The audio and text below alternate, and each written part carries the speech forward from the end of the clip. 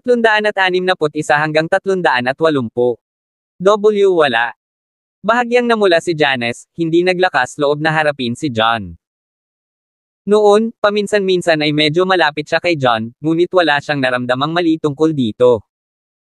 Sa sandaling iyon, sinubukan ng kanyang ina, pinsan, at lahat ng iba pa na isama siya kay John. Hindi niya maiwasang makaramdam ng kakaiba. Umupo si John malapit sa kanya. Damang-dama pa niya ang matinding pagkalalaking nagmumula kay John.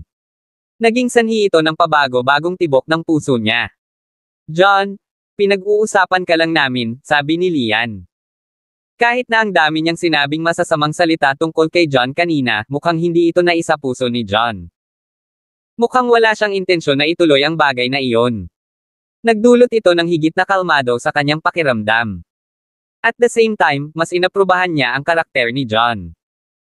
Nagsimula siyang makaramdam na parang biyena na nakatingin sa kanyang manugang. Paano naman ako? Curious si John. John, may girlfriend ka na ba ngayon? Tanong ni Lian. Nang makitang tila hindi gumagalaw ang kanyang anak, nagsimula siyang mabalisa. Nag-isip siya alang-alang sa kaligayahan ng kanyang anak. Pakiramdam niya ay kailangan niyang tulungan ang kanyang anak. Gayunpaman, kailangan niyang alamin kung si John ay walang asawa o hindi. Hindi sa ngayon. Umiling si John, ngunit sumilay sa kanyang isipan ang magandang mukha ni Stacy.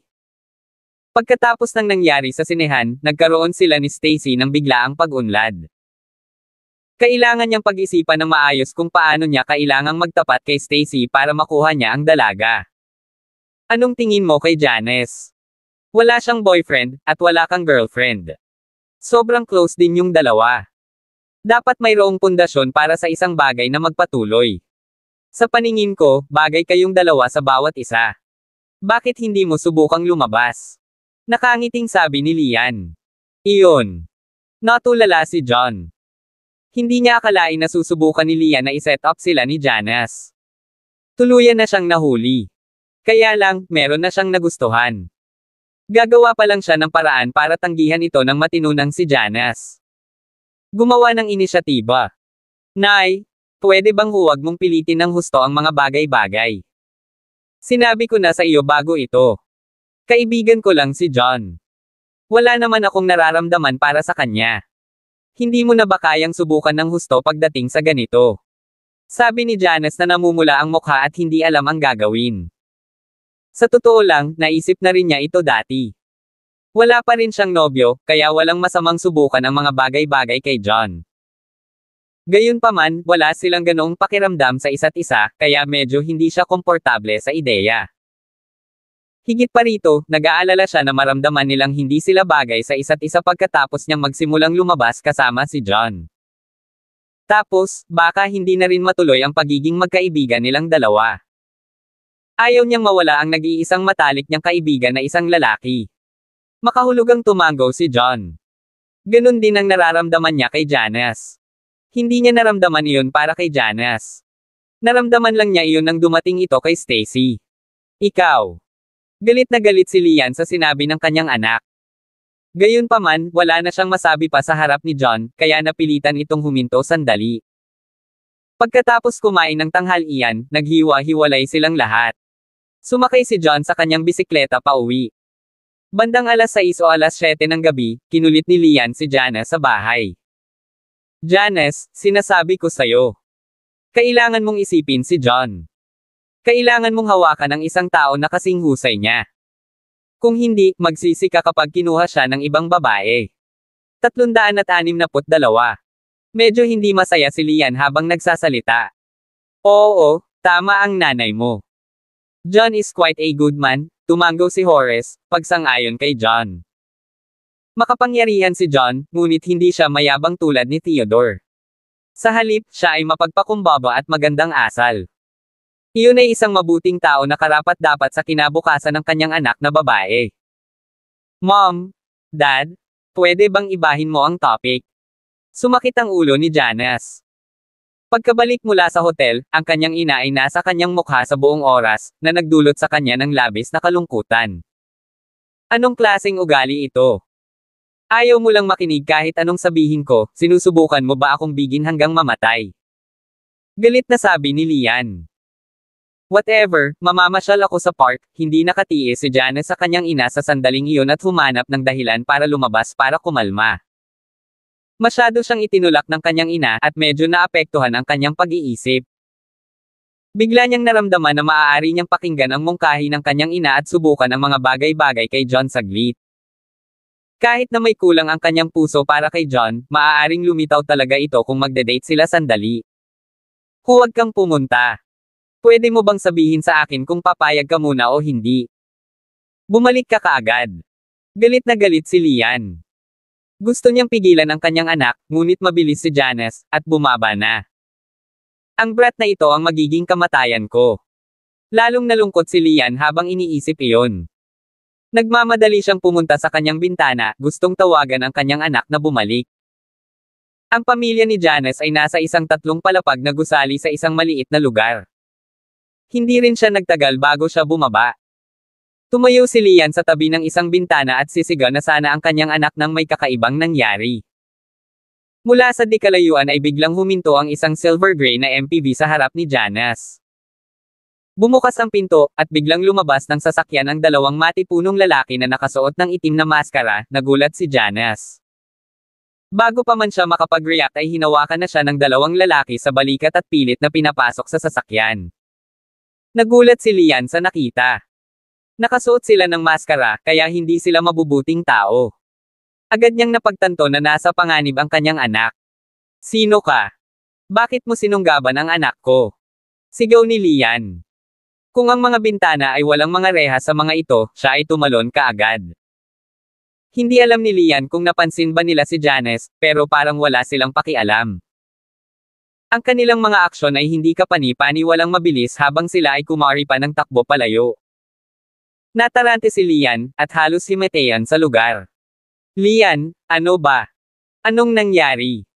Napagtanto ni Horace na may mali nang marinig ang boses Lian, at mabilis siyang tumakbo palabas. Horace, hindi maganda. Kinidnap si Janice. Hinawakan ni Lian ang braso ni Horace at nanginginig ang boses. Ano? Nagulat si Horace, at dali-dali siyang dumungaw sa bintana. Nawala na ang sasakyan, at wala siyang nakita. Lian, sigurado ka bang hindi ka nagkamali? Wala tayong pera at kapangyarihan. Hindi rin kami nakasakit ng sinuman. Bakit nila kikidnapin si Janice? Hindi sigurado si Horace at nagtaka kung nagkamali si Lian. Hindi ako bulag. Paano ako magkakamali? Nakasuot pa sila ng itim na maskara. Malinaw na mga tawag sila, maikling ikinwento ni Lian ang lahat. Paano ito nangyari? Sinong gumawa nito? 363. Natigilan si Horace. Alam niyang walang paraan ang kanyang asawa na magsinungaling, at nagsimula na rin siyang mabalisa. Kahit sino ang gumawa nito, bilasan natin at i-report ito sa pulis. Nagmamadaling kinuha ni Lian ang kanyang telepono at naghanda para tumawag ng pulis. Hindi namin masasabi sa pulis. Pinigilan ni Horace si Lian sa gulat. Bakit hindi tayo tumawag ng pulis? Nakidnap na ang anak mo. Ito ay nagiging mas mapanganib bawat minuto. Hahayaan mo na lang bang magdusa ang anak mo at wala kang gagawin? Galit na galit si Lian. Halos sampilan niya si Horace sa mukha. Lian, huminahon ka. Kung ang kabilang panig ay ilang marahas na thugs, mas malalagay sa panganib si Janice kung tatawag tayo ng pulis at takutin sila. Nagmamadaling paliwanag ni Horace. Siya ay isang tao sa huli at mas kalmado kaysa kay Lian sa sandaling ito. Lalo niyang pinag-isipan ang mga bagay-bagay. Natigilan si Lian. Alam niya na ang kanyang asawa ay makatuwiran. Sa maraming pelikula at drama, pagkatapos makuha ng mga kidnapper ang kanilang target, mapapapatay nila ang hostage kung may kinalaman ang mga pulis at wala silang ibang pagpipilian. Kung ire-report nila ito sa pulis, maaaring mapahamak ng mga tulisan ang buhay ni Janice para protektahan ang sarili kapag nalaman nila. Anong gagawin natin ngayon? Wala kaming pera o kapangyarihan, at wala kaming koneksyon. Ano ang gagawin natin kung hindi natin ito isusumbong sa pulis? Lalong nagpanik si Lian. Nakaramdam siya ng kawalan ng pag-asa at hindi alam kung ano ang gagawin. Walang paraan na hahayaan na lang niyang mamatay ang kanyang anak. Huwag magpanik. Kahit wala tayong kapangyarihan, ang galing ni John. Maaari tayong humingi ng tulong sa kanya. Baka may paraan siya. Naisip agad ni Horace si John. Tama, paano ko makakalimutan si John? Natauhan si Lian. Masyado siyang emosyonal, ngunit mabilis siyang nag-isip ng isang bagay. Naninigas ang ekspresyon niya, pero wala kaming contact ni John. Paano natin siya matutulungan? Ayos lang, nagmamadaling umalis si Janice, parang hindi niya dinala phone niya. Baka may contact siya kay John. Kung talagang hindi, pwede tayong pumunta sa hotel para hanapin si Horson. May paraan pa para makontak si John, pag-aaliw ni Horace. Hindi na kailangan, nahanap ko na ang phone ni Janice. Naglakad si Lian sa sala at mabilis na nakita ang phone ni Janice sa coffee table. Pagkatapos noon ay dali-dali niyang hinanap ang numero ni John at tinawagan si John. Sa Dragon Bay Villas, hinailan ni Luisa sina Jonah at Stacy sa silid at naghanda sa pagsasanay. Singsing na singsing. Sa sandaling iyon, biglang tumunog ang telepono ni John. Inilabas niya iyon at nakita ang number ni Janice. Hello, Janice? Ikaw? Bago pa man makapagsalita si John ay naputol na siya sa boses ni Lian. John, ako ito, si Janice ay kinidnap ng mga tulisan. Nagmamadaling sinabi ni Lian kay John ang lahat. Ano? Nagulat si John, at agad na lumubog ang kanyang ekspresyon. John, please. Kailangan mong gumawa ng paraan para iligtas si Janice. Pagmamakaawa ni Lian. Parang maiiyak na siya. Ginang. Lynch, huwag kang mag-alala. Best friend ko si Janice. Hindi ko hahayaang may mangyari sa kanya. Mariing sabi ni John. Sa kolehiyo, si Janice lang ang handang makipag-close sa kanya. Malaki ang naitulong nito sa kanya, at lagi niyang tinitingnan si Janice ng may pasasalamat. 364. Higit pa rito, hindi siya nagkaroon ng anumang mga kamag-anak o kaibigan bilang isang ulila. Parang pamilya na si Janice sa kanya. Sa puso niya, pangalawa lang ang posisyon ni Janice kay Stacy. Kung si Janice ang nasa panganib, walang paraan na makakapagpayag siyang masaktan si Janice, anuman ang halagang kailangan niyang bayaran. Matapos ibaba ang tawag, madilim ang mukha ni John. Hindi napigilan ni Stacy na magtanong, John, may nangyari ba? Nakidnap lang ang isa sa matalik kong kaibigan, galit na sabi ni John bago niya ipaliwanag ang lahat. Pagkatapos noon, huminga siya ng malalim para subukang pakalmayan ang sarili. Stacy, I need the youngs to help me with this. Sana ay magamit mo ang iyong mga koneksyon upang matulungan akong hanapin ang mga tawag na iyon. Sige. Hindi problema. Ako na ang mag-aayos, tumanggo si Stacy bago siya umalis kasama si Luisa. Pagkatapos nito, tinawagan ni John sina Harvey, Fane, at Mason, at hiniling na tumulong silang hanapin ang mga tulisan. Para iligtas si Janice, ginamit niya ang lahat ng kanyang makakaya. Ang Youngs and the Shears ay napakalaking puwersa na may hindi kapani-paniwalang impluensya, habang sina Fane at Mason ay malalaking figure sa underworld. Napakalaki ng kanilang kapangyarihan. Sa tulong ng parehong legal at iligal na puwersa, hindi makakatakas ang mga tulisan. Matapos gawin ang mga kaayusan na iyon, mas kalmado si John. Pagkatapos noon, sumakay siya sa bisikleta para tumungo sa tahanan ni Jancy. Gusto niyang makita kung may iniwan bangklo ang mga tulisan. Makalipas ang halos 20 minuto, biglang tumawag si John mula kay Mason bago pa man siya makarating sa bahay ni Janice. May clue si Mason. Mr. Walker, ngayon lang ako nakatanggap ng balita na ang isang silver gray na MPV na walang plaka ay pumasok sa isang bahay na pag-aari ni Xander. Iniulat ito ni Mason tulad nito. Mason at Xander ay nagkaroon ng malalim na sama ng loob sa isa't isa. Matagal silang nag-away.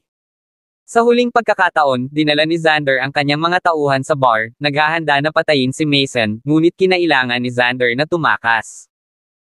Para pigilan si Xander na sumubok muli ng anuman, pinapanood ni Mason ang kanyang mga tauhan sa mga galaw ni Xander. Walang nakaligtas sa tenga si Xander. Sa pagkakataong ito, maswerte siyang nahanap niya ang mga pahiwatig ng napakabilis. Xander, maghintay lang. Kapag sinaktan mo si Janice, sisirain kita. Galit na galit si John. Inapakan niya ang gas at mabilis na nagmaneho patungo sa address na ibinigay ni Mason. Sa isang marangyang bilya sa labas ng lungsod, agad na sumugod si Brody nang marinig niyang nakahanda na si Xander na kumilos laban kay John. Mabilis niyang nakita si Xander sa sala.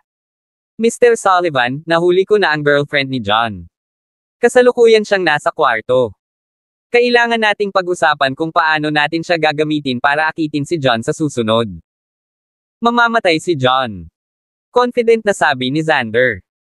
Hindi niya kailanman itinuring si John bilang sinumang karapat-dapat sa kanyang pansin sa unang lugar.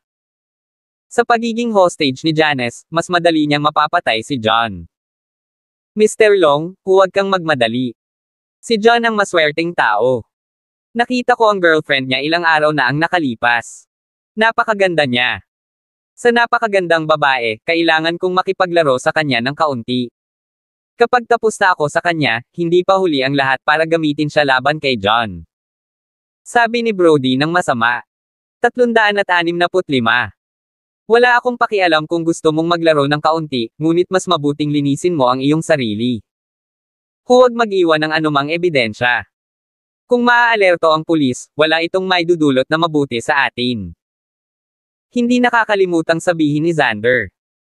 Namuhay sila sa isang legal na lipunan, at ang internet at media ay napakabilis na ilantad ang anuman. Maging ang 4 na dakilang pamilya at ang 2 hari ay hindi napigilan ang lahat. Wala ring paraan sina Xander at Brody.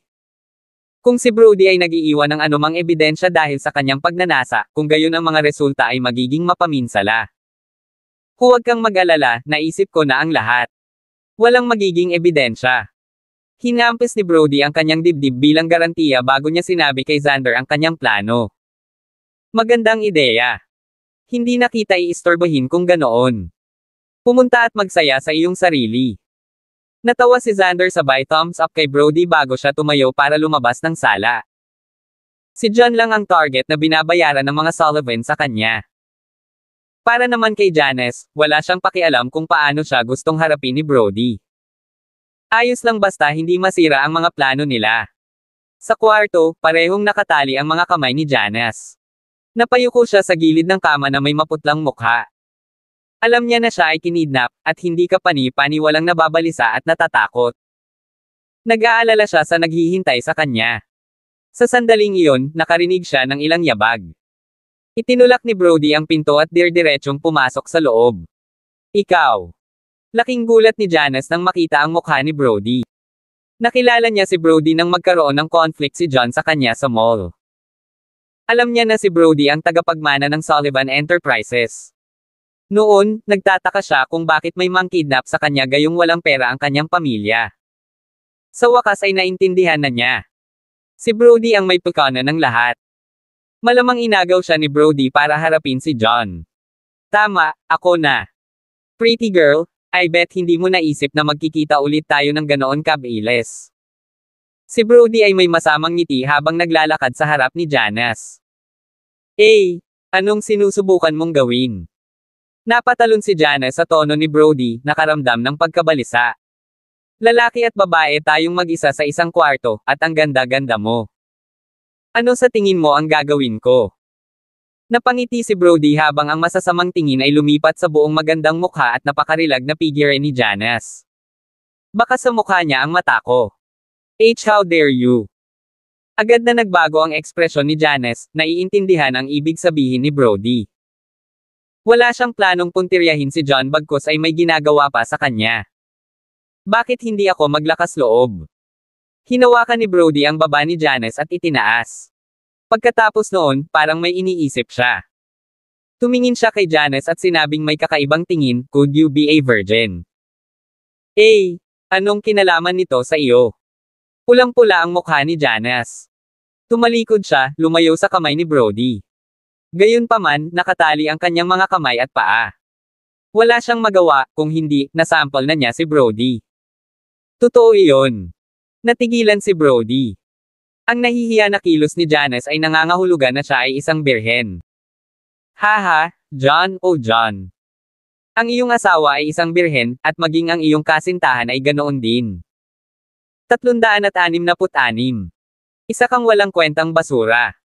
Excited na tumawa si Brody. Hindi niya inaasahan na magiging birhen si Janice tulad ni Evelyn. Hindi ba maganda lang iyon para kay Brody? Kitang-kita kung gaano siya ka-excited.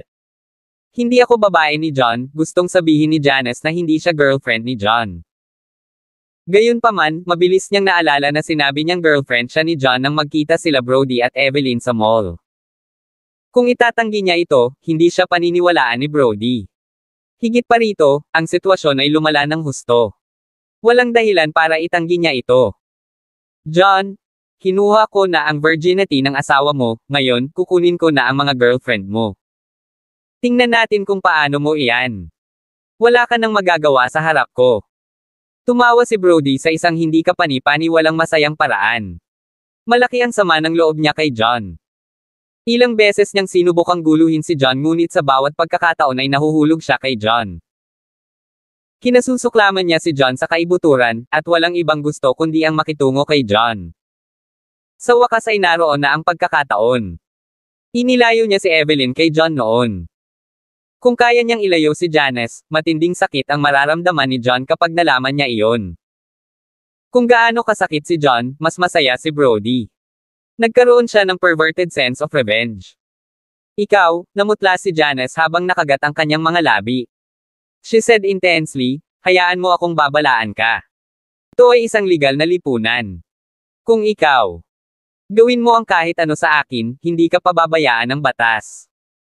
Alam ko na ito ay isang legal na lipunan. Ang pagpilit sa sarili ko sa isang babae ay isang mabigat na krimen. E ano ngayon? Naplano ko na ang lahat. Hindi ko na kailangang magdala ng anumang kahihinatnan. Tawa ng baliw si Brody. Walang kabuluhang plano. Huwag mo akong takutin ng ganyan, hindi ako mahuhulog dito. Kalmado ang pagkilos ni Janice. Kahit na ang mga Sullivans ay mayaman at makapangyarihan, ang media ay napakalakas ngayon. Ang mga Sullivans ay hindi magagawang pagtakpan ang lahat. Kung maglakas loob si Brody, hindi siya makakatakas sa batas.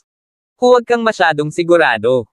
I don't mind telling you, pero mamamatay si John ngayon.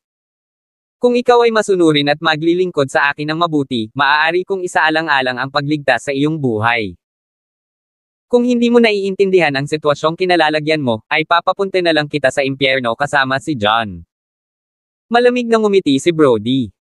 Ang batas ay hindi dapat paglaruan. Gaano man siya katapang, hindi siya maglalakas loob na patayin si John sa ganoong kasenggit na paraan. Gayunpaman, sa pinagsamang impluwensya ng mga Sullivans at Xander, hindi ganoon kahirap ang pumatay ng isang taong hindi gaanong mahalaga gaya ni John. Binalak ni Brody na gamitin si Janice para akitin si John sa kabundukan. Pagkatapos nito, gamitin ang buhay ni Janice para patayin si John at ilibing. Wala talagang ebidensya. Para naman kay Janice, hindi payag si Brody na basta-basta iwanan ang ganoong kagandahan. Hanggat ikinulong niya si Janice at sinanay na maging laruan niya, walang magiging issue. 367. Narinig niya ang tungkol sa mga lihim na silid tulad ng mga nasa balita sa ibang bansa sa lahat ng oras. Siyempre, kung si Janice ay hindi handang makipagtulungan, at sinubukang gumawa ng gulo, hindi niya iniisip na ilibing si Janice kasama si John. Why nagpaplano ka ng pagpatay? Sigaw ni Janice. Kahit hindi niya alam kung ano ang plano ni Brody, nasabi niya ang ibig sabihin ni Brody. Kung handa siyang maging laruan ni Brody, iisipin ni Brody na iligtas ang kanyang buhay. Kung hindi, mamamatay siya kasama si John. E ano ngayon? Napakaraming tao ang nawawala at hindi na matagpuan. Ito ay isang karaniwang kabit sa balita. Ulila lang si John na walang pangalan. Hindi man lang siya regular na tao. Kahit mamatay siya, walang mangyayari. Ngumiti ng nakakaloko si Brody. Ikaw. Hindi ko hahayaang makuha mo ang gusto mo. Nagulat at nagalit si Janice. Bigla siyang tumayo at sinugod si Brody. Bang! Hindi nakapag-react si Brody sa oras at bumagsak sa lupa. Tumama ang ulo ni Janice sa kanyang ilong dahilan para damyugo ang kanyang ilong.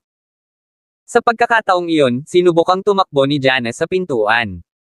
Noong una, nakatali ang mga kamay at paa ni Janice, at hindi siya makagalaw. Gayunpaman, sa pamamagitan ng kanyang patuloy na pagsisikap, ang kanyang mga kamay ay pinamamahalaang maluwag ang lubad sa mga binti. Habang hindi pa handa si Brody, bigla niyang inatake si Brody. Sa kasamaang palad, siya ay isang mahinang babae na may limitadong lakas. Nakatali rin ang mga kamay niya. Ang kanyang pag-atake ay hindi masyadong nasaktan kay Brody. Galit na galit si Brody. Pinunasan niya ang dugo gamit ang kamay niya at kinarga si Janice. Pagdating niya sa pinto, natigilan si Janice. Nakatali ang kanyang mga kamay, at wala na siyang paraan para mabuksan ang pinto. Sa sandaling iyon, naabutan na siya ni Brody. Hinawakan niya ang braso ni Janice at pilit na kinaladkad pabalik si Jancy. "Wretch! How dare you hit me?" Mariing sabi ni Brody.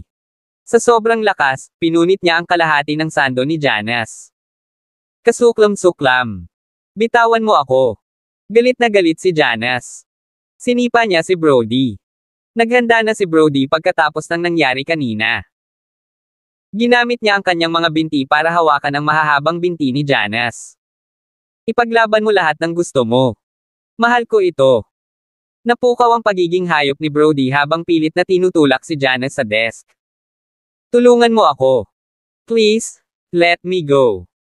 Takot na takot si Janice. Natakot talaga siya. Hindi lang siya natakot na pilitin ni Brody, kundi mas natakot pa sa masasamang plano ni Brody. Alam niyang mahihirapan siyang iwasan ang kamatayan. Gayunpaman, siya ay nabalisa sa katotohanan na siya ay madungisan at mapapahiya ni Brody bago siya mamatay. "Isiga mo lahat ng gusto mo. Kahit na mawalan ka ng boses, walang magliligtas sa iyo." Isang tawa ang pinakawalan ni Brody. Kumukulo na ang dugo niya. Nakadama siyang kamangha-manghang pag-arte ng napaka-agresibo. Napakaganda ni Janice, at pinananatili niya ang kanyang kadalisayan. Kukunin na niya ang babaeng ito para sa sarili niya. Hindi. 368.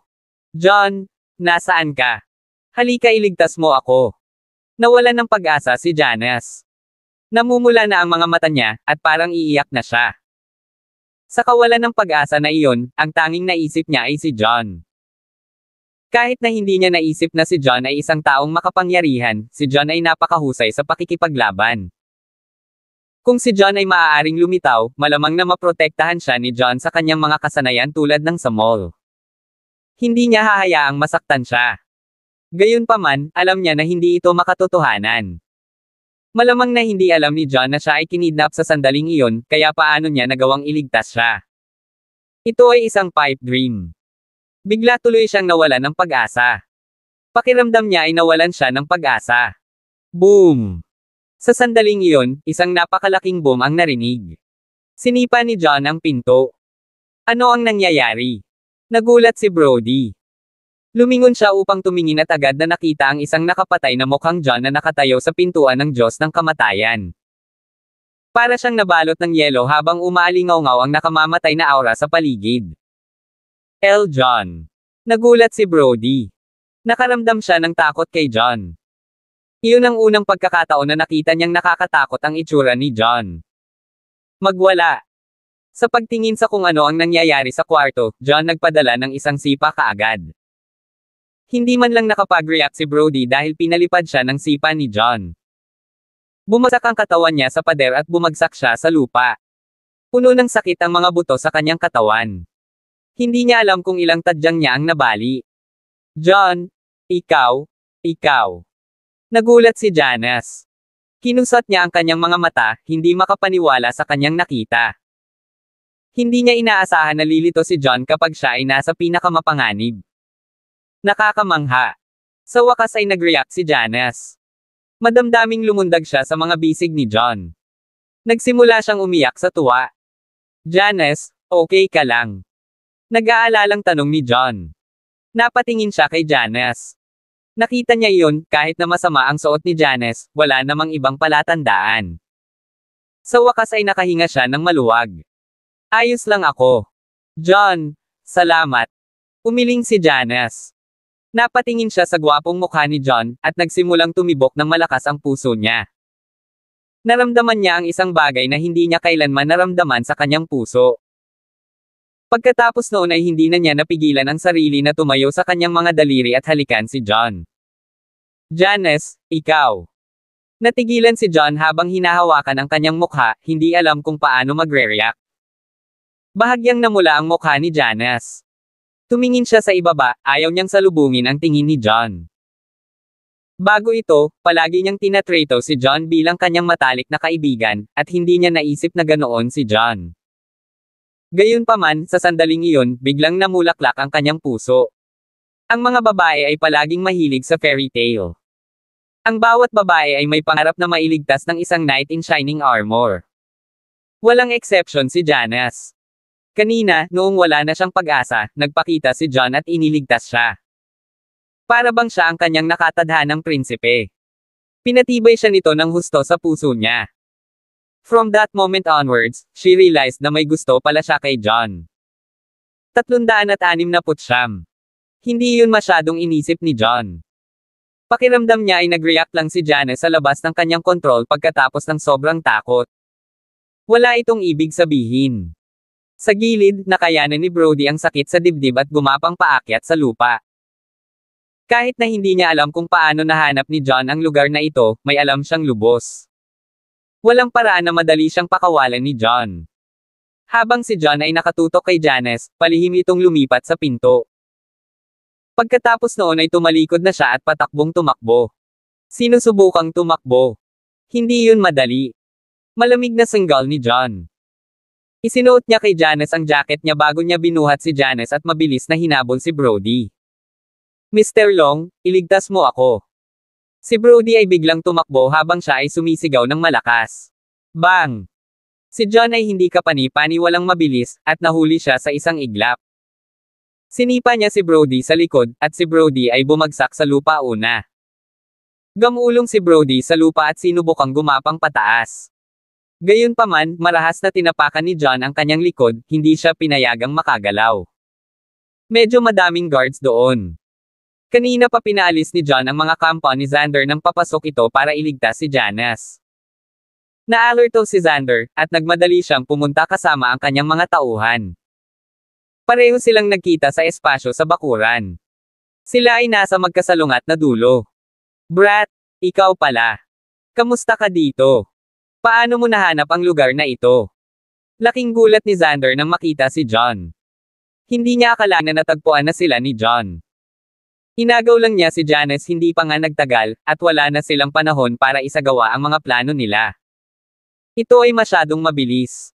Tuluyan na siyang nahuli. Kung ayaw mong may makaalam, dapat hindi mo muna ginawa. Xander, never pa kaming nakaladkad ng iba sa mga conflict namin.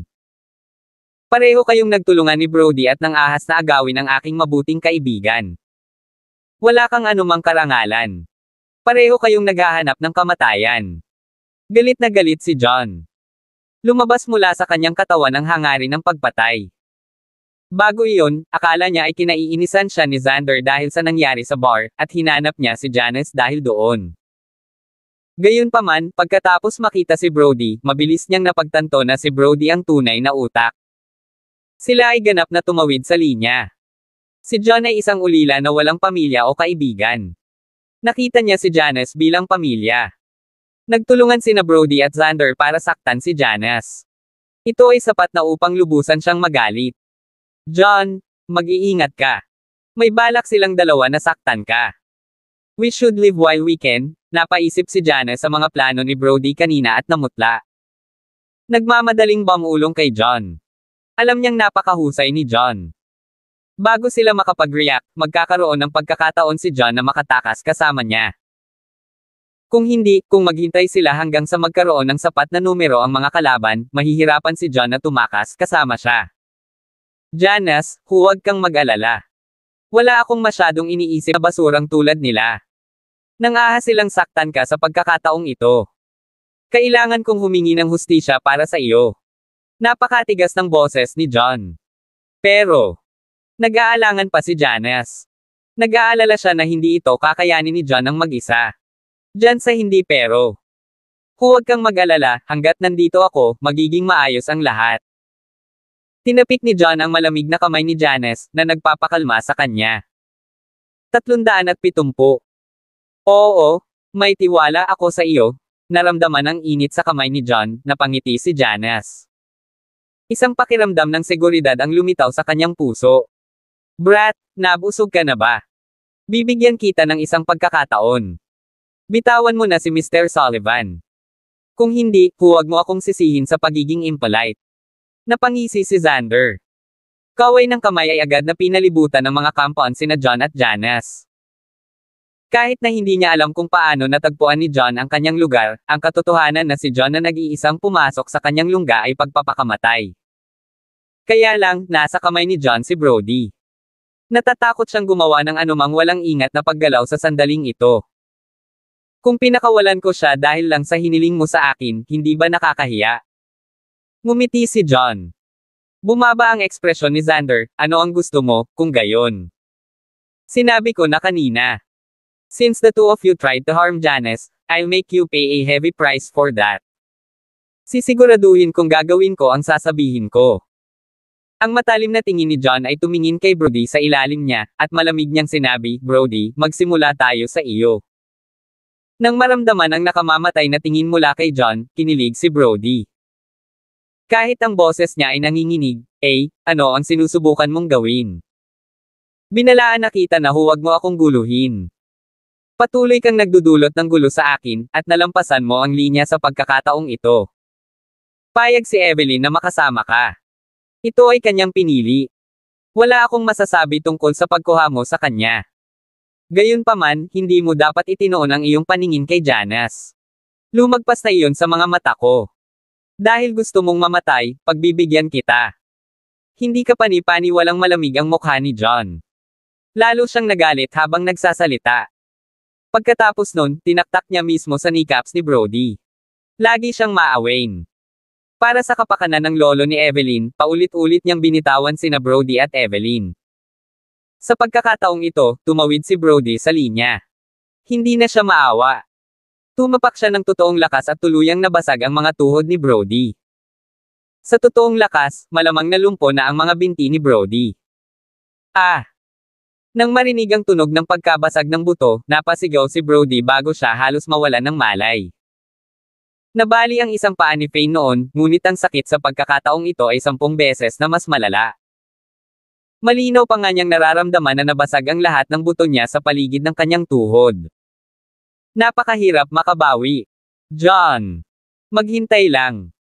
Kapag nasa kamay ka na ni Xander, hindi na kita bibitawan. Nipatikip ng ngipin si Brody sa sakit. Hindi ko alam kung pakakawalan mo ako o hindi, ngunit walang paraan na papakawalan kita ng madali. Ngumisi si John habang itinaas ang paa at tinatapakan ang kabilang binti ni Brody. Basag. Si Brody ay nagpakawala ng panibagong sigaw ng paghihirap. Nagsimula siyang pagpawisan ng matindi sa sakit. John, kung kaya mo, patayin mo na ako. Kung hindi mo ako papatayin, sisiguraduhin kong magkapira-piraso kayo ng girlfriend mo kapag nasa kamay ka na. Si Brody ay may matinding titig sa kanyang mga mata. Pulang-pula ang mga mata niya, at nakakatakot ang itsura niya. Si Xander ay hindi nang ahas na patayin si John sa publiko, ngunit hindi rin siya manggahas na patayin ni John. Dahil hindi manggahas si John na gawin ito, wala siyang dapat ikatakot. 371. Alam niyang patikim sa kanya ni Xander ang sarili niyang gamot kapag nahawakan niya si John. Isang mata sa mata, at tama ka, hindi ako maglalakas loob na patayin ka dito, ngunit palagi kitang lumpo para hindi ka na muling masaktan ng kahit sinong babae. John kakled, pagkatapos ay itinaas ang kanyang binti at ginawa Brody isang mabilis na hampas sa pagitan ng kanyang hita. Si John ay hindi tanga. Alam niya na ang pagpatay ay hindi isang felony na gusto niyang panagutan, at hindi siya nang ahas na mag-eksperimento sa mga batas ng sistema ng jurisdiction. Hanggat hindi niya pinatay si Brody, kahit na pailay niya siya sa anumang paraan o iba pa, ang kailangan lang niyang gawin ay bigyan si Brody ng kabayaran. Madali niyang kayang gawin iyon. Ano? Natigilan si Brody kaya natigilan siya sa kinatatayuan na parabang tinamaan siya ng kidlat. Ano ang kahulugan nito? Mas gugustuhin niyang mamatay kaysa mawala ang kanyang dignidad. Hindi, sigaw ni Brody sa takot habang pinagmamasdan ang paa ni John na lumilipad papalapit sa kanyang pribadong parte na parang slow motion. Lahat ng ounce ng kanyang pagmamataas ay lumabas sa bintana. Pakiusap, huwag mong gawin sa akin ito, John. I promise I'll never do this again. Handa niyang isuko ang kanyang dignidad sa harap ni John para lang mapanatili ang kanyang pagkalalaki. Hindi ko kailangan na kawan ka. Napatawad na kita ng maraming beses bago ito, pero hindi ka lang natuto. Mula sa iyong mga pagkakamali, itinutulak mo ang iyong swerte ng paulit-ulit. Sa palagay mo ba ay maniniwala ako muli sa iyo? Ang isang walang kwentang scumbag na tulad mo ay karapat-dapat nagugulin ang natitirang bahagi ng kanyang buhay sa isang wheelchair, humawak para sa mahal na buhay. Napangisi si John nang walang awa na tumama ang paa sa pribadong lugar ni Brody. Sa pagkakataong ito, hindi man lang nagkaroon ng pagkakataong sumigaw si Brody, nagdilim ang kanyang paningin, at nahimatay siya sa matinding sakit. Ang kulit mo. Nagalit si Xander dito. Si Brody ay ang kanyang boss, pagkatapos ng lahat, at ito ay isang nakakahiyang karanasan na makita siyang ginagamot sa ganitong paraan. May isip lang ng isa ang galit na nararanasan niya. Ikaw na ngayon, Xander Long. Sabihin mo sa akin, paano mo gustong gawin ito? Ibinaling ni John ang tingin kay Xander. Ikaw. Ulila ka lang. How dare you show me like this? Ipapakita ko sa iyo kung sino ang boss. Ito ang aking teritoryo, at ikaw ay napapaligiran ng aking mga nasasakupan. Hindi ka magkakaroon ng pagkakataon dito, kaya tigilan mo na ang pag-arte ng napakataas at makapangyarihan. Nagalit si Xander sa kay-abangan ni John. Natahimik si John sa narinig. Kahit na malakas siya at mabilis sa pakikipaglaban, kailangan pa rin niyang aminin na madali siyang madaig ng mga tauhan ni Xander at hindi siya magkakaroon ng pagkakataon laban sa kanila. Tsaka si Janice pa ang kasama niya, at kung si Janice ang itatama ni Xander ay mabilis na umasim ang sitwasyon. Xander, natatakot ako na wala ka ng bentahe laban kay John. May sumisigaw mula sa likuran nila. Pumasok si Mason at ang kanyang mga tauhan sa silid. Ikaw. Nabura ang kulay sa mukha ni Xander. Sumulyap muna siya kay John, pagkatapos ay kay Mason, at agad na naunawaan ang nangyayari. Hindi kataka-taka na mahanap sila ni John ng napakabilis, malamang ay inalerto siya ni Mason. Ikinalulungkot ko ang aking pagdating ng napakalate, Mr. Walker, yumuko si Mason kay John bilang paghingi ng tawad. Hindi ka pa huli, nasa tamang oras ka. Ngumiti si John. Wala na si Xander sa kalamangan laban sa kanya sa tulong ni Mason ngayon. 372.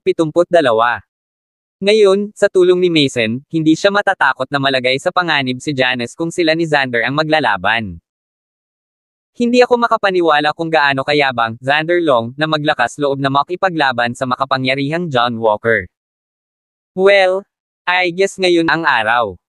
Mason kakled habang nakaturo kay Xander. Palagi niyang alam na magiging kasing dali ng ABC para kay John na talunin si Xander sa labanan, kung isa sa alang-alang niya na isa siya sa mga pinakabihasang combat artist sa larangan ng Supreme Masters.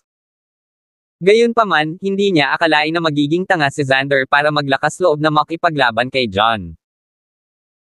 Mabilis na napagtanto ni Mason na ito ay isang beses sa isang buhay na pagkakataon upang maalis ang kanyang matagal ng kaaway, kaya mabilis niyang tinipon ang kanyang mga tauhan upang tulungan si John na talunin si Xander. Anong basura? Mason Shelton, hindi ka kakampi sa akin. Paano kung mayroon kang John Walker dito upang tumulong? Malayo kayong dalawa sa pagiging karapat-dapat na kalaban-laban sa akin. Ngumisi si Xander. Ang huling pagkakataon na nakita niya si Mason ay sa bar, kung saan sinira ni Harvey ang kanilang laban bago nila matukoy kung sino ang nanalo. Gayunpaman, ngayong wala si Harvey, sa wakas ay mapapatunayan niya ang kanyang sarili minsan at para sa lahat. Dahil si Mason ay nagdala ng hatol na kamatayan sa kanyang sarili, ito ang perpektong oras para talunin siya at wakasan ang kanilang tunggalian para sa kabutihan. Ang tanga mo, Xander. Hindi ba't sinabi ko na sa iyo ang tungkol kay Mr. Walker? Miyembro siya ng kaharian ng Supreme Masters, dudurugin kanya na parang langgam. Hindi ko maintindihan kung saan mo kinukuha ang tiwala mo. Naiinis na sabi ni Mason, sabay tingin kay Xander ng masamang tingin. Ang kaharian ng Supreme Masters. Ang puwet ko. Isa lang siyang walang magulang. How dare he call himself a Supreme Master? Anong biro? Hindi mo kailangang subukang takutin ako, Mason Shelton. Hinding-hindi ako matatakot. Hindi naniwala si Xander sa isang salita na sinabi ni Mason. Kahit ano. Dahil hindi ka naniniwala sa akin, bakit hindi mo subukan ang iyong sarili? Hindi na mapakali si Mason at sa halip ay gustong hamanin kaagad si Xander. Gagawin ko. Ngumisi si Xander at binigyan ng makahulugang tingin ang dalawa niyang subordinate. Ang dalawang lalaki, na sinanay na mga martial artist, ay humakbang sa direksyon ni Mason. Ako na ang bahala sa kanila, Mr. Walker, sigurado akong kaya mo si Xander mag-isa. Ngumiti si Mason bago magpatuloy sa pakikipaglaban sa dalawang lalaki. John Walker, patuloy na iginigiit ni Mason na isa kang Supreme Master. Well, ngayon, makikita ko sa sarili ko kung totoo iyon o hindi. Deklare ni Xander na nakangisi. Kitang-kita ang paghamak sa kanyang mga mata, para siyang nakatitig sa isang circus clown. Hindi ako Supreme Master, dapat nakuha ni Mason iyon sa ibang lugar, mahinahong paliwanag ni John. Haha. Sabi ko na nga ba. Alam kong hindi ito posible. Humagalpak ng tawa si Xander. Nakaligtas ka dahil nakialam si Harvey Shear, ngunit sa kasamaang palad, hindi ka magiging maswerte ngayon. Itigil mo na ang pagpapahiya sa iyong sarili, at halika kalabanin mo ako. Naiinip na sambit ni John. Sige. Dahil sabik na sabik kang mamatay, pagbibigyan ko ang hiling mo. Ito ang sentensya ng kamatayan mo, John Walker. Dahil doon, tumakbo si Xander sa direksyon ni John, itinaas ang kamao sa likod niya sa napakabilis na bilis. Sa sandaling ito, matagumpay na na-resuscitate si Brody, na kinaladkad sa tabi habang siya ay walang malay ng isa sa mga tauhan ni Xander. 373. Ang unang bagay na naramdaman niya pagkarating niya ay ang matinding sakit na bumabalot sa kanyang ibabang bahagi ng katawan, at agad niyang naalala ang nakakahiya niyang pagtatagpo kay John. Mr. Long, tulungan mo akong maghayganti sa kahabag-habag na John Walker na iyon. Gusto kong makita siyang bumagsak. Si Brody ay sumigaw sa tuktok ng kanyang mga baga, inilabas ang kanyang mga ngipin sa sobrang galit. Alam niyang hindi nagpadalos-dalos si Xander dahil nasa kamay pa rin siya ni John, at ngayong ligtas na siya at wala na sa panganib, sigurado si Brody na madaling talunin ni Xander si John. Kapag nangyari iyon, balatan niya ng buhay si John at gagawing tinadtad na karne, kahit na nanganganib na mahatulan ng pagpatay, upang matupad ang kanyang paghihiganti. Master Long, nag-uugat kami para sa iyo. Oo, patayin mo siya. Malakas na nag-cheer sa kanya ang mga subordinate ni Xander na halos masira ang bubong ng mga iyak nila. Alam nila na ang kakayahan ni Xander sa pakikipaglaban ay hindi dapat maliitin, dahil isa siya sa mga may karanasang martial artist na umabot sa halagang ito, at walang sinumang tulad ni John ang makakalaban sa kanya.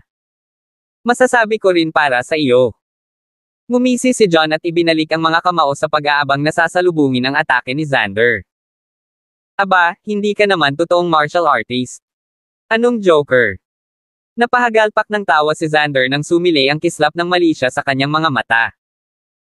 Wala man lang siyang maramdamang tunay na enerhiya na dumadaloy sa katawan ni John, at lalong itong nakaramdam ng paghamak sa kanyang kalaban. Gayunpaman, sa kabila nito, hindi siya nagpakita ng kahit isang onsa ng awa sa kanyang mga hangarin, at determinado pa rin siyang tapusin si John sa isang suntok. Si Brody at ang iba pang mga lalaki ay matamang nanunood sa laban na naglalaro sa harapan nila. Sumangayon silang lahat na kalokohan si John na humakbang laban kay Xander, at malamang na maputol ang braso ni Xander sa kalahati. Kumalabog. Nagsalubong ang mga kamao ni John at Xander ng malakas. Gayunpaman, sa pagtataka ng lahat, hindi nasaktan ang braso ni John, at sa halip, lumipad pa atras ang buong katawan ni Xander na parang tinamaan ng hangin. Matigas na bumagsak ang katawan ni Xander sa lupa at tumalsik ang isang subo ng dugo dahil sa impact. Ang kanyang braso ay dumapo sa kanyang tagiliran sa isang liko na anggulo, at malinaw na ang kanyang braso ay nabali sa lakas ng suntok ni John. Paano? Paano ito mangyayari? Nagulat si Xander dito. Maging si Brody at ang iba ay hindi makapaniwala sa kanilang mga mata. Walang sino man sa kanila ang nag-isip na sa halip na si John, ang kanilang hinahangaang master na si Xander Long ang magiging taunang partido. Ito ay isang napakalupit na paghahayag.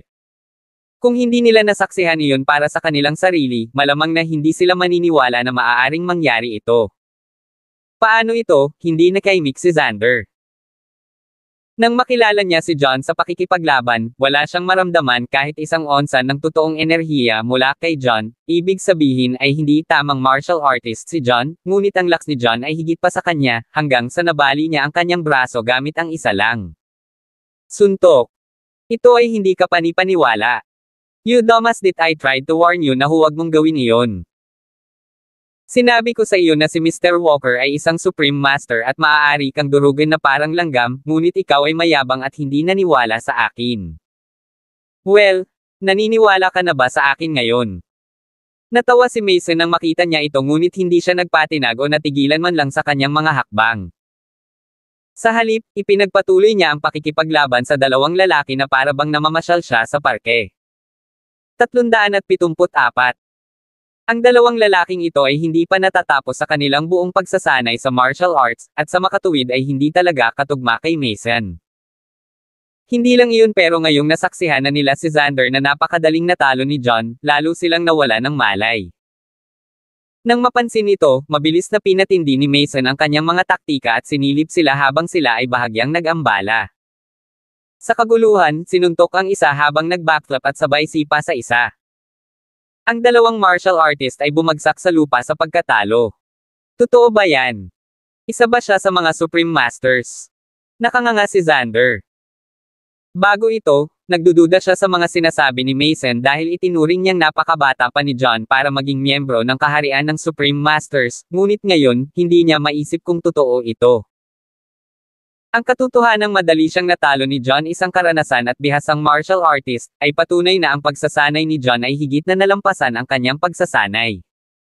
Hindi ako makapaniwala sa pagiging knave mo, Xander Long. Maaari kang makipag-away sa sinuman, ngunit pinili mong gawin ito sa isang Supreme Master at sinubukan mo pang kunin ang kanyang kasintahan na si Miss Janice. Well, hindi nakakagulat na haantong ka sa ganito ngayon. Nanunuya si Mason, nanunuya habang humahakbang papunta sa kanila. Dahil minsang nag-claim si Janice bilang girlfriend ni John sa mall, naging impresyon si Mason na mag-asawa sila. Considering this, Xander was asking for it when he tried to kidnap Janice. Patay na patay ako. Naramdaman ni Xander na malamig ang dugo niya. Gayunpaman, makalipas ang ilang segundo, may naalala siya at bigla niyang sinulyapan si Brody. Sinabi mo na si John Walker ay isang ulila na walang maipakita sa sarili, kaya paano siya naging miyembro ng kaharian ng Supreme Masters? Ha? Sinusubukan mo bang patayin ako? Napakalamig ng tingin sa mga mata ni Xander na parabang gusto niyang balatan ng buhay si Brody ng mga sandaling iyon. Ang maging miyembro ng kaharian ng Supreme Masters ay isang pambihirang gawain, at kung alam niya ang tungkol dito. Kanina, hinding-hindi siya mangangako na tutulungan niya si Brody na maghayganti kay John. Ito. Huli na. Ay. Nadurog ang puso ni Brody. Kahit na hindi siya martial artist kaya hindi niya alam ang laki ng titulong ito, masasabi pa rin niya sa reaksyon ni Xander na hindi dapat maliitin ang kapangyarihan ni John. Ang pinakamahalaga, gayunpaman, ay ilang minuto lang ang nakalipas, sinipas siya ni John sa kanyang pinakamaselang, pribadong lugar, at ngayon ay kumukulo na siya sa galit dahil dito. Noong una, umaasa siyang magawang ipaghiganti siya ni Xander, ngunit hindi niya akalain, kahit sa pinakamaligaw niyang panaginip, na kahit si Xander ay hindi magiging katapat ni John Walker. Sino ngayon ang tutulong sa kanya na makaganti? Namuo ang kawalan ng pag-asa sa kanyang puso. Xander Long, kayo ni Brody ang may pukana sa tangkang pagkidnap kay Miss Janice. Ngayong binayaran na ni Brody ang kanyang mga aksyon, ikaw na. Lumakad papunta sa kanya si John na may malamig na tingin. Ano ang sinusubukan mong gawin? Hindi napigilan ni Xander na umatras ng ilang hakbang sa takot. Kahit na isa siya sa mga pinakapambihirang martial artist sa lungsod na ito, nagkaroon pa rin ng makabuluhang kawalan ng timbang sa pagitan ng isang ordinaryong martial artist na tulad niya at isang miyembro ng kaharian ng Supreme Masters. 375. Dahil sa realisasyong ito, nawala lahat ng tiwala niya sa kanyang mga kakayahan at hindi man lang siya nakapag-ipon ng lakas ng loob na ipagtanggol ang sarili. Nasabi ko na ito noon pa, hihinto ako sa wala para maghayganti alang-alang kay Janice. Ako ay isang tao ng aking salita. Maikling deklara ni John, tumutulo ang mali siya sa sobrang lamig ng boses niya kaya tumindig ang balahibo ng lahat. Ikaw. Huwag kang manggahas. Binabalaan kita. Ako ay isang tapat na lingkod ng Northern King. Kung maglalakas loob ka man lang na pagtripan ako, hindi ka makakatakas dito. Sabi ni Xander, sinusubukang magmukhang mas confident kaysa sa nararamdaman niya. Sa pag-iisip ng Northern King, hindi niya maiwasang makaramdam ng kaunting panatag. Ang Northern King. Kumunat ang noo ni John at agad na tumahimik. Kahit gaano pa siya kahusay sa pakikipaglaban, hindi pa rin siya makakapantay sa isang tulad ng Northern King, at sa gayon, hindi magiging matalino sa kanya na tumawid sa Northern King. Gayunpaman, si Xander ang may pukana sa pagkidnap kay Janice at muntik pang madungisan ang dignidad ni Janice kay Brody.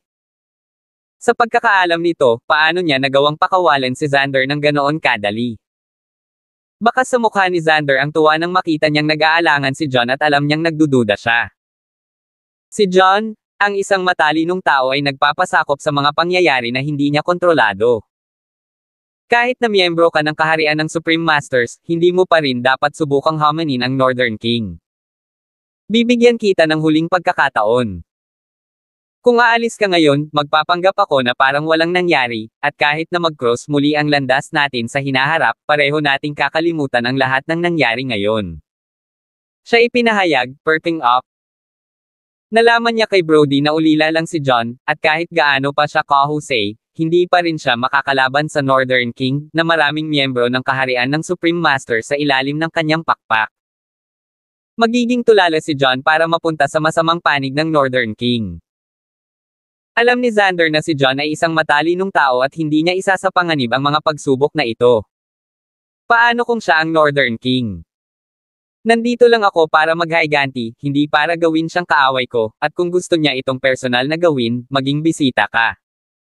Kung ilalabas niya ang kanyang galit sa akin, malugod kong tatanggapin ito sa pagdating nito. Pagmamalaking sigaw ni John.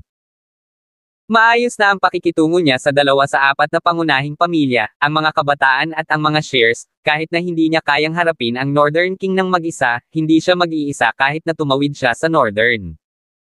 Hari. Natigilan si Xander dito. Hindi niya akalain na magiging ganoon kamatapang si John o sa halip, mapaniwalain na hamanin ang Northern King. Nabaliw na ba ang lalaking ito? How dare you disrespect my father like this? Sino ka ba sa tingin mo? Biglaan, isang matalim. Boses. Umalangaw-ngaw mula sa likuran nila. Isang nakakunot noong lalaki sa kanyang mid to late 20s, nakasuot ng eleganteng gown, ang pumasok sa silid na may ilang lalaking nakasunod sa kanya. Hindi ako makapaniwala na nandito ka, Master Lo. Natuwa si Xander nang makita siya at agad na tumakbo papunta sa kanya. Gayunpaman, bago siya makahakbang ng higit sa ilang hakbang, inilabas ni John ang kanyang paa at sinipas si Xander ng malakas sa lupa, ipinatong ang kanyang paa sa kanyang dibdib upang hindi siya makagalaw. Sino ka? Tanong niya na nakatitig sa bagong dating. Makinig ka sa akin, ikaw na punk. Ito ay walang iba kundi si Master Jacob Lo, ang panganay na anak ng Northern King. Ang isa sa mga lalaking sumusunod sa likod ni Jacob Lo ay nagpahayag ng may pagmamalaki. 376. Anak ng Northern King. Laking gulat ni John dito. Hindi niya inaasahan na biglang susulpot ang anak ng Northern King. Sino ka, punk? Ibinaling ni Jacob ang kanyang tingin sa mukha ni John, tinitigan siya ng mayabang na tingin. Master Lo? Ang pangalan ng lalaking ito ay John Walker, isang ulila na walang pangalan, ngunit napakagaling niya sa pakikipaglaban. Mabilis na paliwanag ni Xander. Nang malapit na niyang idagdag na si John ay miyembro din ng kaharian ng Supreme Masters, gayunpaman, pinutol siya ni Jacob. How dare you disrespect my father like this, you nobody? Pang-iinis niya. Tama iyan. Master Lo, sinaktan ako ng punk na ito dahil lang sa hindi ako kasing galing niya sa labanan, at hindi rin iginagalang ang pangalan ng Northern King. Kailangan mong ipaghiganti ako, nalaman agad ni Xander na ito ang perpektong pagkakataon para humingi ng tulong. Bibigyan kita ng isang pagkakataon, punk ka. Kung luluhod ka para humingi ng tawad ngayon at mabali ang braso mo bilang kabayaran sa ginawa mo kay Xander, kawan kita at pakakawalan kita. Kung hindi, dadanasan mo ang kahihinatnan ng iyong kayabangan. Malamig na sabi ni Jacob habang nakaakbay sa likod niya, kitang-kita sa mga mata niya ang pang-aalipusta na parabang nakatitig siya sa isang nakakadiri na insekto. Siyempre, hindi niya hahayaang madungisan ng sinumang tulad ni John Walker ang mabuting pangalan ng kanyang ama. Narinig mo ba iyon, John Walker? Kung mayroon kang kahit isang sel ng utak na gumagana sa iyong ulo, pakakawalan mo ako ngayon at mabali ang iyong braso bilang kabayaran. Ito lang ang iyong pagkakataong lumaban. Sigaw ni Xander sa taas ng kanyang baga. Ngayong nandito na ang kanyang amo, agad niyang nabawi ang kanyang pagmamalaki. Maging si Brody ay nanambalik ang kanyang kumpiyansa bago ito, nawalan na siya ng pag-asa na ipaghiganti ang kanyang pagmamoltrato, ngunit ang biglaang papakita ni Jacob Lowe ay nagdulot ng bagong pag-asa sa loob niya. Matatalo ni Jacob si John na kasing dali ng paghampas ng langaw.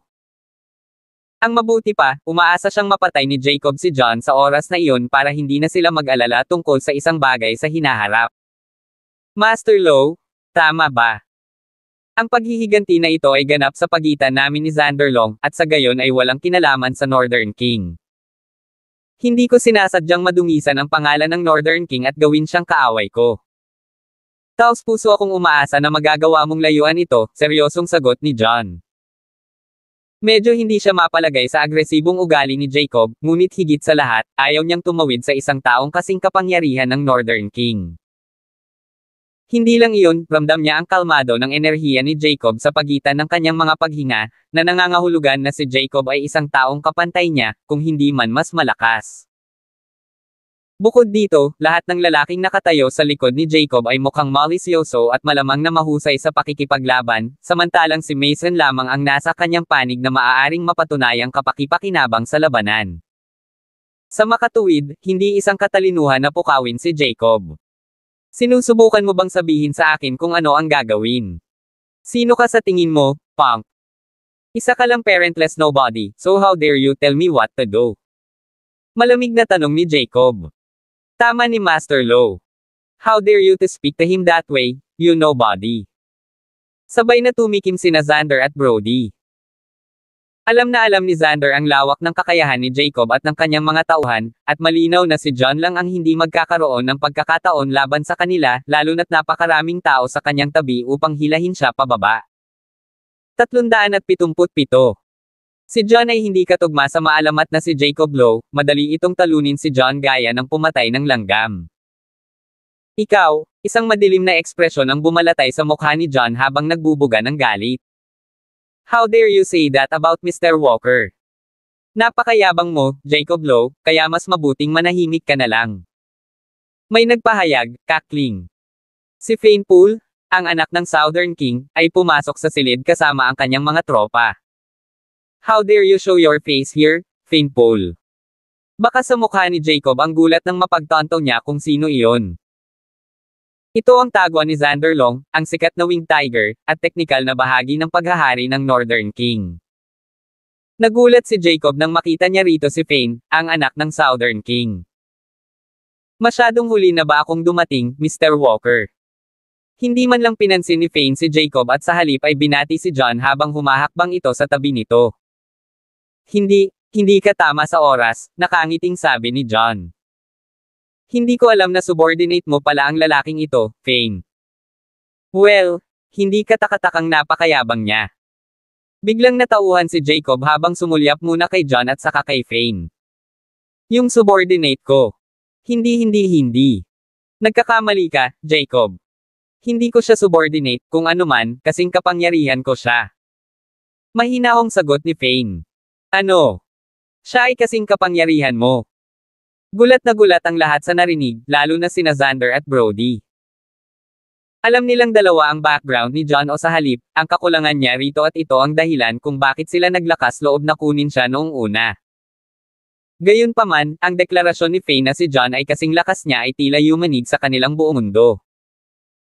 Ganoon din ang naramdaman ni Jacob bago ito, hindi man lang niya binigyan ng maayos na tingin si John dahil hindi niya akalaing kailangan niyang sayangin ang kanyang lakas sa isang tulad niya. Ang mga sinabi ni Fane ay parang isang nakakahiyang sampal sa kanyang mukha. Dahil magkapantay sina John at Fane sa skill at rankang, pareho ang ibig sabihin nito para sa kanya at kay John. Huwag mo akong lokohin, Fane Poole. Mayroon lamang 4 na major families sa Palanan City, at wala sa kanila ang may apelyido, Walker. Paano mo masasabing kasing kapangyarihan natin siya? Hindi napigilan ni Jacob na hulaan ang tunay na pagkatao ni John. Sila ni Fane ay nag-cross ng maraming beses sa iba't ibang pagkakataon, at kung tunay na anak si John ng isang maimpluwensyang pamilya na tulad nila, makikilala niya sana siya. Natigilan si Fane dito. Nalaman niya ang mga kakayahan ni John sa pamamagitan ng kaharian ng Supreme Masters at ang kanyang relasyon sa mga Shears, ngunit ang totoo, hindi niya alam ang totoong background ni John. Nakuha ni Kat ang iyong dila. Tumawa si Jacob at lalong nasiguro na sinubukan lang siyang lokohin ni Fane. 378. Pag-isipan mo kung ano ang gusto mo, kung gayon. Napangisi si Fane. Hindi siya lingkod ni Jacob at sa gayon ay hindi niya nadama na kailangan niyang ipaliwanag ang kanyang sarili. Bukod pa rito, ang Southern at Northern Kings ay palaging mahigpit na kaaway, at ang pagtanggi ni Jacob na maniwala sa mga kakayahan ni John ay magiging ganap na pabor sa kanila. Kahit ano. Mananatili ka ba para sa walang sinumang ito, Finpool? Malamig na tanong ni Jacob na nakatitig kay Fane. Siya ay tiyak na John ay hindi kahit sino espesyal sa lahat. Hindi lang iyon pero mukhang close na John at Fane. Dahil magkaribal sila ni Fane sa pagsasama, ang kaibigan ni Fane ay automatikong kaaway niya rin. So what if I do? Kaibigan ko siya, kaya syempre, tutulungan ko siya. Confident na deklara ni Fane. Fane, nasa initial innate state ka lang, ang pinakamasama sa lahat, at wala kang pagkakataon laban sa akin. Ano ang nagbibigay sa iyo ng lakas ng loob para simulan ang pakikipaglaban sa akin? Humagalpak ng tawa si Jacob, tinitigan si Fane ng masamang tingin. Kahit na ang Southern at Northern Kings ay madalas na nagkakasalungatan sa isa't isa, siya at si Fane ay bihirang magkasalubong sa labanan, sa kabila ng katotohanan na sila ang mga panganay na anak ng kani-kanilang pamilya. Gayunpaman, ang pagpupumilit ni Fane sa pagtulong kay John at pagpasok sa teritoryo ng Northern King ay magiging hatol sa kanyang kamatayan. Sasamantalahin niya ang pagkakataong ito para talunin si Fane nang hindi siya masyadong nasaktan. Sa ganoong paraan, kahit na malaman ito ng Southern King, wala siyang magagawa kundi tanggapin. Ikaw, namula ang mukha ni Fane sa galit. Siya ay palaging may kamalayan sa sarili tungkol sa kanyang mas mahirap na katayuan sa pakikipaglaban kumpara sa iba, at ang panunuyan ni Jacob ay tumusok sa kanyang kawalan ng kapanatagan, na labis na ikinagalit niya. Gayunpaman, alam niyang sinabi ni Jacob ang totoo, kaya hindi niya ito mapabulaanan. Tama ka. Ito ang teritoryo ng Northern King, at si Fane lang ay hindi magkakaroon ng pagkakataon laban sa kanya, ngunit iniisip ko kung ang mga bagay ay magiging iba kung isasama mo kami sa halo. Umalangaw-ngaw ang tawa ng tawa sa buong silid habang sina Harvey at Cynthia, pati na rin ang ilang masters ng labanan sa pamilyang Shear, ay pumasok sa silid. Harvey Shears. Nawala ang kulay sa mukha ni Jacob. Ang Northern King at ang Shears ay palaging nagsisikap na lumayo sa isa't isa hanggat maaari nilang matindaan, at ang biglaang hitsura ni Harvey ay isang pangit na pagkabigla. Lumapit si Harvey sa gilid ni John at binati siya. Ayos ka lang ba, John? Walang pakialam na tanong ni Cynthia. Sinulyapan muna niya ang mukha ni John, saka binaril ng nakakatuwang tingin si Janice na nakatayo sa likuran niya. Ayos lang ako. Umiling si John. Hindi niya maiwasang maramdaman na binigyan siya ni Cynthia ng kakaibang tingin, pero parang hindi niya mailagay ang daliri dito. Nandito ka rin ba para sa walang tao, Harvey Shears? Isang madilim na ekspresyon ang bumalatay sa mukha ni Jacob habang may masamang pakiramdam na namumuo sa kanyang puso. Tama iyan. Si Mr. Walker ang ating tagapagligtas, at sino mang maglakas loob na tumawid sa kanya ay kaaway ng mga gunting. Mas mabuting mag-isip ka ng 2 beses, Jacob Lowe. Kung pipilitin mo pa ring tumawid kay Mr. Walker, kailangan mong pagdusahan ang mga kahihinatnan. Matipid na sabi ni Harvey. 370. Ano? Nagulat si Jacob sa narinig. Malinaw na sinabi sa kanya ni Xander na si John ay isa lamang walang magulang, at pinaniwalaan niya ito, ngunit ngayon, hindi lang kaibigan ni John si Fane Poole, ang anak ng hari sa Timog, ngunit mukhang malapit din siya sa mga Shears. Paano nasabi ni Xander na walang kwenta ang lalaking ito? Ano ang iniisip niya? Binaril ni Jacob si Xander nang nakamamatay na tingin na para bang gusto niya itong balatan ng buhay. Nawala ang kulay sa mukha ni Xander, at nadurog ang puso niya sa realisasyong ito. Alam niya noon pa man na malapit na si Jon sa mga Shears, ngunit ayon kay Brody, ito ay dahil nakilala niya si Benedict Shear bilang resulta ng Imperial Greens. Nagkakilala silang dalawa sa isang transaksyon sa negosyo na matagal nang natapos, at dahil dito, hindi siya kailanman nag-alinlangan sa mga sinasabi ni Brody at sa halip ay naniniwala na hindi tutulungan ng mga Shears si Jon nang walang pasubali sa maliit na bagay. Gayunpaman, ang katotohanan ay ang eksaktong kabaligtaran pinili ni Harvey na panindigan muli si Jon. Hindi lang iyon, ngunit mukhang matatag si Harvey handa niyang tawirin si Jacob Lowe, anak ng Northern King, para lang maprotektahan si Jon, kaya malinaw na naging malalim ang kanilang pagsasama. Ako rin. Jacob Lowe, kaibigan ako ni Jon, at kung gusto mong makaganti sa kanya, kailangan mo munang dumaan sa amin ni Mr. Shear. Humakbang si Fane. Narinig niya mula kay Mason na malapit si Jon sa Shears, at ito ay nakumpirma sa pamamagitan ng pagsaksi kung gaano kahanda si Harvey na manatili para kay Jon. Ikaw, namutla ang mukha ni Jacob pagkatapos ay pula. Hindi niya pinansin si Fane, ngunit hindi niya masabi ang parehong para kay Harvey. Si Harvey ay isa sa mga pinakatanyag na martial artist sa lungsod na ito. Ang kanyang antas ng kapangyarihan ay umabot sa peak innate state, na higit pa sa kanya. Kung haharapin niya si Harvey sa labanan, walang duda na matatalo siya. Hindi lang iyon, ngunit sina Harvey at Fane ay parehong nagmula sa mga pamilyang kasing kapangyarihan niya, at kahit na sila ay nasa teritoryo ng kanyang ama, alam niyang hindi siya magkakaroon ng pagkakataon laban sa kanilang dalawa. This was not wise at all. Kahit anong mangyari, wala siyang kalaban-laban sa kanila. Pinagsama-samang kapangyarihan. Tatandaan ko ito. Markahan mo ang aking mga salita. Nagngangalit siya sa galit pero nagpa siya pa rin siyang bumaba. Ang pinakamahalagang bagay sa gangster world ay dignidad.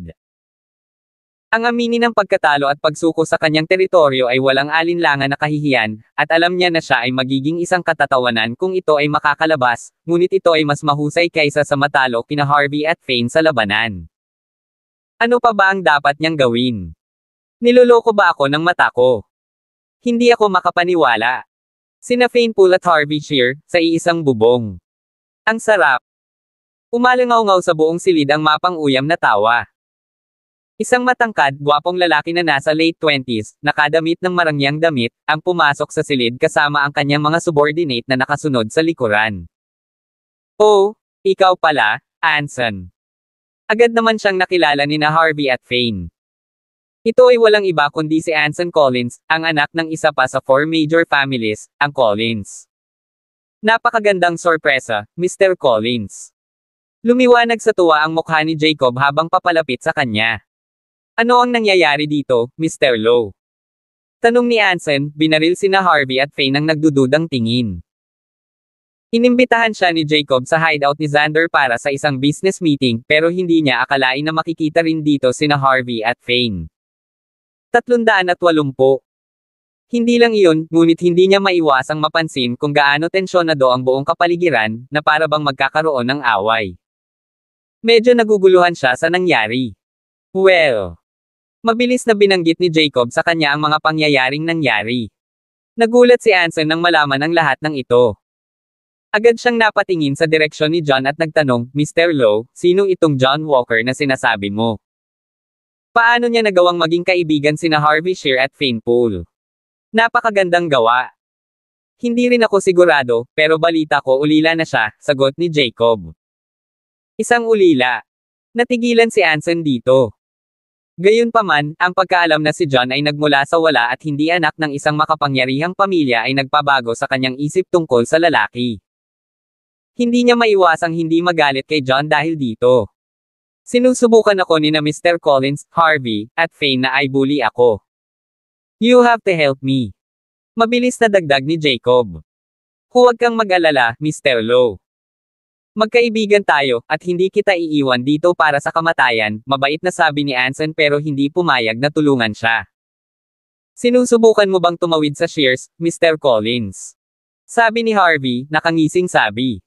Siyempre hindi. Sa aking opinyon, Harvey, ito ay hindi isang malaking problema sa lahat. Bakit hindi ko subukang mamagitin sa hidwaan na ito para hindi maging ganoon ka-tense ang mga pangyayari? Kaya mo bang gawin iyon para sa kapakanan ko? Well, paano mo gagawin iyon?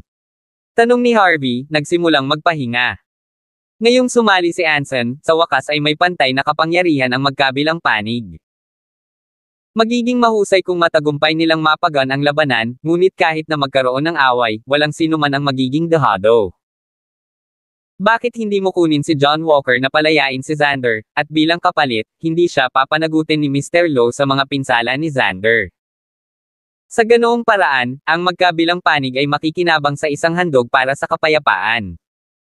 Nakangiting mungkahi ni Anson. Mukhang maganda yan. Nag-pipe up si Jacob. Hanggat handa si John na palayain si Xander, mapangalagaan ang kanyang dignidad. Ang mungkahi ni Anson ay makikinabang sa kanya.